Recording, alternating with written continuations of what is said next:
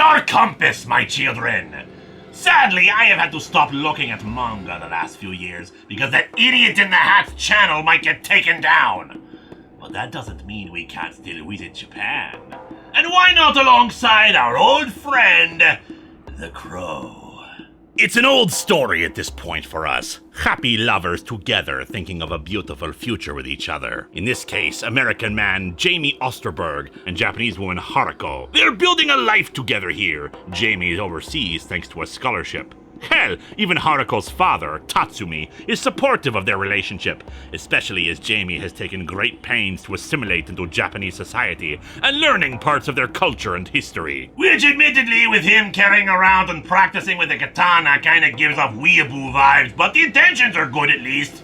While the story of lost lovers is all too familiar to us in The Crow, we have a new wrinkle in this story. Haruko works at an advanced tech and bio-research company called Biotrope, and its leadership have found a way to transfer a person's mind into another body. Several members of their leadership have already taken advantage of it, transferring their minds into younger bodies, including Jamie's friends Shin and Toko. And now Hendra Wexel has targeted Haruko. She is kidnapped and her mind transferred into Haruko's body, discarding her former life and shutting out Jamie and her father. The news claiming these corporate changeovers are just part of some kind of mentorship program. When Jamie continues to harass them, trying to figure out what happened, they send assassins at him, filling him with bullets and falling to the streets below. But fortunately, this is Japan, home of the Crow god Yatagarasu, which is also a banned Yu-Gi-Oh card. Jamie is brought back by the Crow, his face painted, his eyes and hair whitened, and his thirst for vengeance never stronger.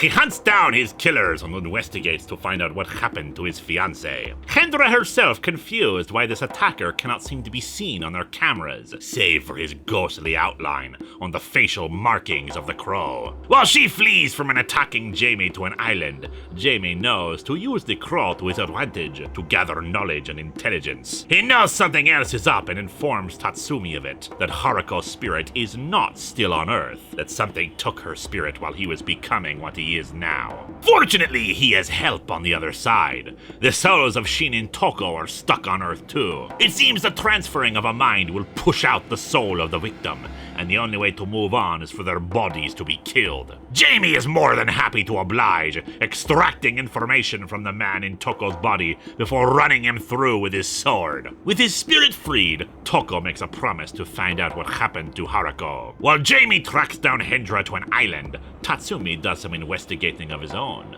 locating the CEO of Biotrope to interrogate him. He has no knowledge of the mind transfer, apparently that being only a part of one division of the company, and Tatsumi's attack gets him to start digging deeper into what happened. Jamie manages to set Shin free, but it seems there are bigger issues afoot. Hendra's boss, Soro, is a practitioner of magic and sorcery, having sealed away a witch's spirit in a barrel. The spirit informs Soro that Jamie is an Ikiryo, and only one Ikiryo can slay another, whereas he can slay them all. Yatagarasu appears to Shin and Toko, inviting them to go into the underworld to try to locate Haruko's spirit, but only Toko has the courage to go on the trip. After Jamie informs his father-in-law of what has been happening, he goes to try to finish his quest. But Soro has prepared. He has one of his men, Hyoto, eat a skull mushroom and speak an invocation. Whenever he dies, he will become an Ikiryu as well, and thus their instrument of defeating Jamie. And indeed, Jamie arrives and begins slaughtering the guards on his way to Hendra and Soro, who retreat into a panic room. He kills Hyoto, but he rises once more, disarmed and beheaded, to pose the greatest challenge to Jamie. Jamie is forced to free the witch spirit from her coffin to defeat Hyoto, but he is still unable to access the panic room. Toko, however, arrives to inform Jamie of what happened to Haruko's soul.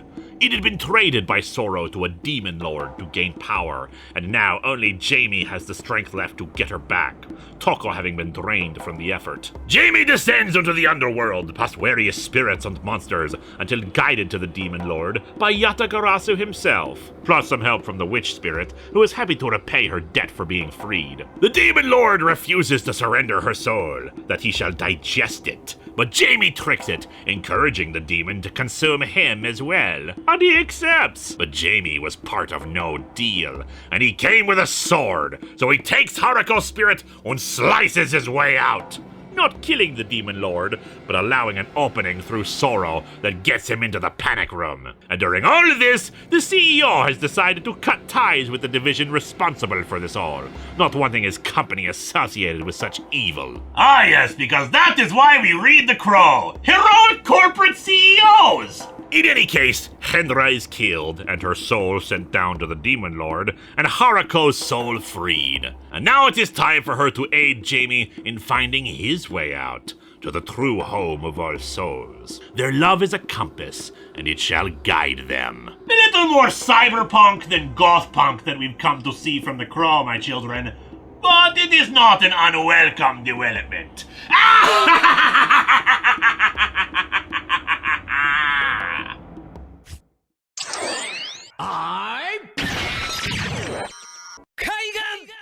Grim.